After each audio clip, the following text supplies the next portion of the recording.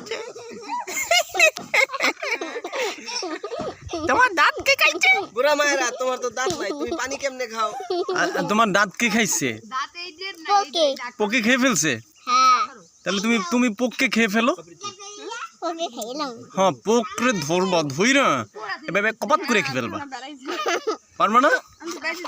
তুমি পোকারে বলো যে আমার দাঁত তুই খাচ্ছিস তোর দাঁত আমি খেয়ে ফেলবো বলো পোকাকে বলো